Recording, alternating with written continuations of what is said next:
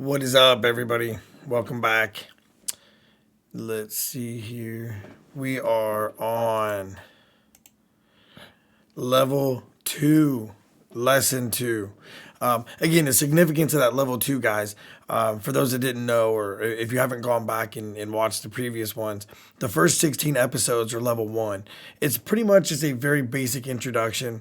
And as you get through the levels, level 2, you're going to dig a little deeper.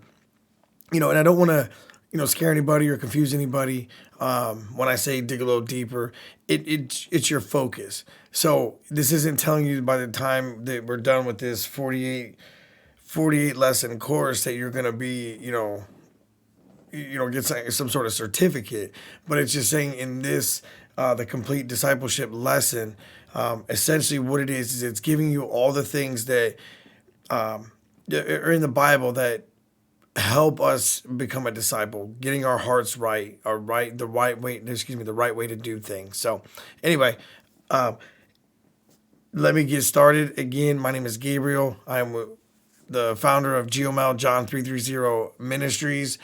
Again, just encourage you guys, anybody out there, to put God first and watch how he changes your life. So here we go. Lesson 2, how to meditate on God's word. And the word meditate means to muse over, ponder, to plan in the mind, to purpose or intend. The Greek word implies to revolve something in the mind, and is also translated to imagine. Two reasons for biblical meditation are, quote, to ponder over correct knowledge, also referred to as renewing the mind, and to contact God behind his word, unquote. Through prayer, praise, and meditation, i.e., musing, pondering, and thinking about him. Meditation can be done from topical study, choosing a topic to ponder over. Example, baptism. Define the word from the Greek, Hebrew, or a good dictionary. Find the root word from which it is derived. Consider and ponder the context of verses, and that will lead you to study other related subjects such as remission, repentance, faith, the conscience, calling on the Lord, etc. You need to ponder questions that you have or that the scripture raises, such as, are there qualifications to be met before baptism? What is the purpose of baptism? When was it practiced? In what time frame? Meditation, I'm going to scroll down. Meditation can be done from expositional study, i.e., a verse-by-verse study of a book of the Bible. The key is to ponder and to think over a book for so long that you become familiar with its content, verses, and chapters. Meditation can be done through word studies. What do certain words mean? What does it mean to believe? What does the word Lord mean? What does the word Jesus mean? What does the word Christ mean? What does the word justify mean, etc.? You can meditate from paragraphs in the Bible. A paragraph is a unit of thought in writing, usually containing several sentences. When an author changes the subject of emphasis in their writing, they usually begin a new paragraph. When meditating through scriptures, look for punctuation such as question marks. Why is this question being asked? How does it relate to the context, etc.? Biblical meditation is not just looking at words, but for God behind the word. Okay, so that was super awesome. I think that is so important. It's something that is not really taught, I don't believe, very much in the church today in general. Excuse me, because I don't want anybody getting upset with me saying my pastor does. No, they do. But I'm saying this kind of content as to why, and then how, getting more in depth with it.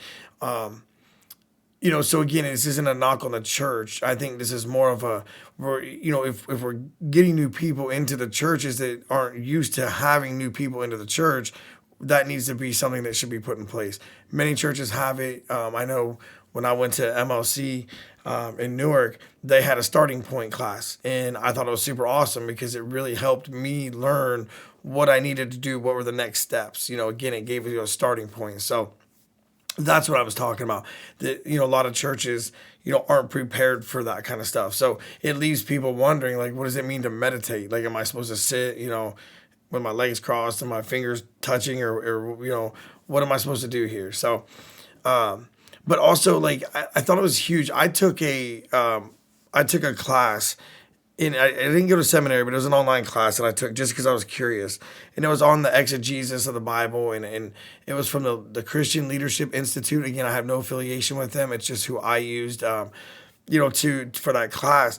And it really opened my eyes. If you're really wanting to study the actual Bible, I really do believe you should, kind of look at the exegesis side of things. And I'm not the expert on that. I don't understand it all the way, but basically it talks about how the Bible was written, whether it's a history.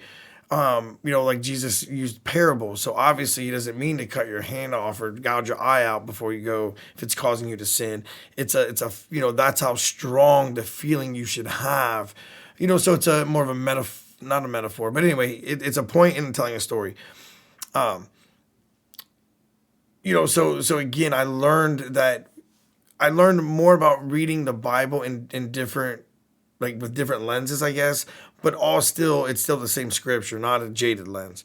Anyway, let me move on. Discipleship questions. What does the word meditate mean? And so again, if we go back to the text, to muse over, ponder, to plan in the mind, to purpose, or to intend. What are two reasons for biblical meditation?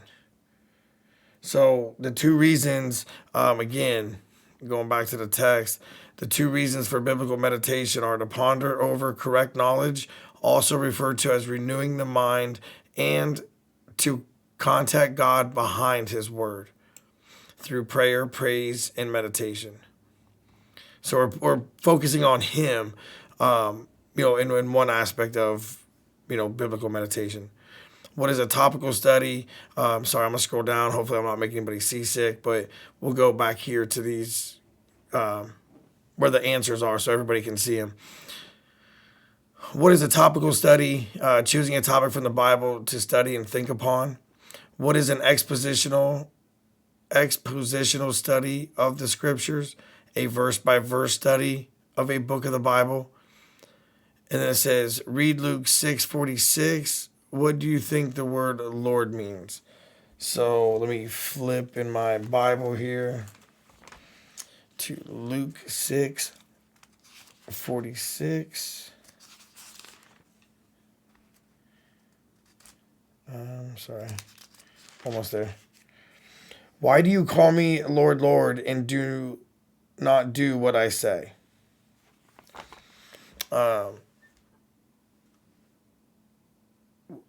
Like, what do you think the word Lord means? Somebody we obey, like a boss.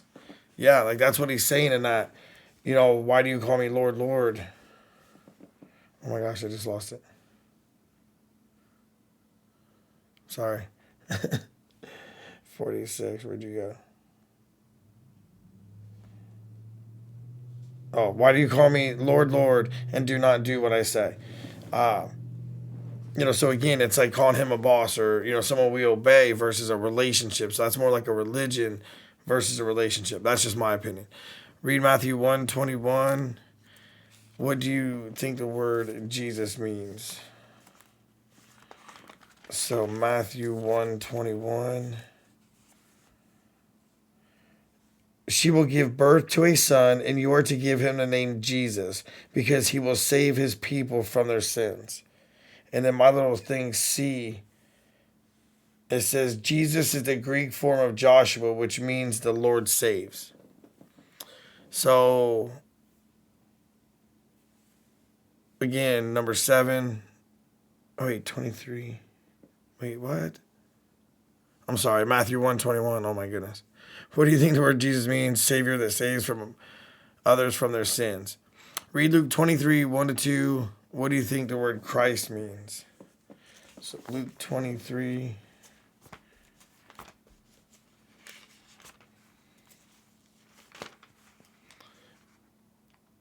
Twenty-three, 1 and 2. it says, then they said, why do we need any more testimony? We have heard it from his own lips. Wait, yeah. And then the whole assembly rose and led him off to Pilate. And they began to accuse him, saying, we have found this man subverting our nation, and he opposes payments of taxes to Caesar and claims to be Christ, a king. And again, Christ in my little thing, it says, or Messiah, also in verses 35 and 39. So again, number 7 would be one anointed to be king. What is a paragraph? A unit of thought and writing.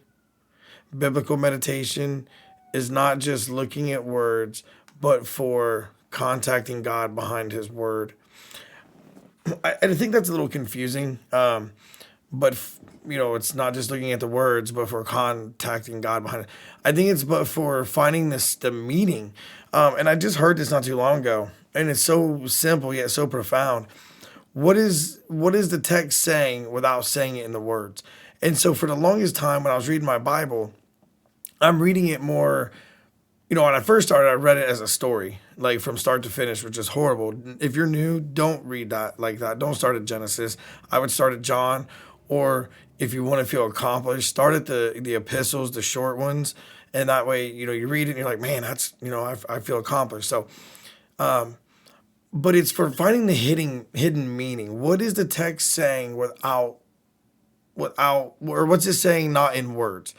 And once I started reading it that way, it was like, it helped open up my mind, to not only know what the actual scriptures say, but what is the intent behind the scripture? And I think we forget about that. We tend to read the Bible and look at it through our own lens instead of, why were they doing that? Why is that significant? And so that's what I'm really hoping to leave you guys with. I hope that this is helping you guys come up with questions and making sure that you're following the right things. This is not for anybody else but for you. This is to strengthen yourself, to know when someone asks you, why do you follow Jesus? Now you'll be able to know. That's the journey that we're on, guys. And we still have a long road ahead of us. I'm looking at this book and we've maybe a quarter. But we're on level 2, man. So if you've followed me in this journey so far, awesome. Congrats. I appreciate it. But most of all, I hope that you're growing. And I know it's been a long time, but hopefully in that time period, you were able to see some growth. And if not, go back and review those and see where you're at and get a litmus test now of where you're at, so that when we're going into, as we continue through this discipleship course, it's going to get a little tougher. Again, lesson 3 next week, or next episode. I don't know when it's going to be. The next episode is renewing the mind. So, again, I think this is going to be powerful as we continue to, grow and develop ourselves into disciples. So, once again, my name is Gabriel, GML John 330, encouraging you to put God first and have an awesome day.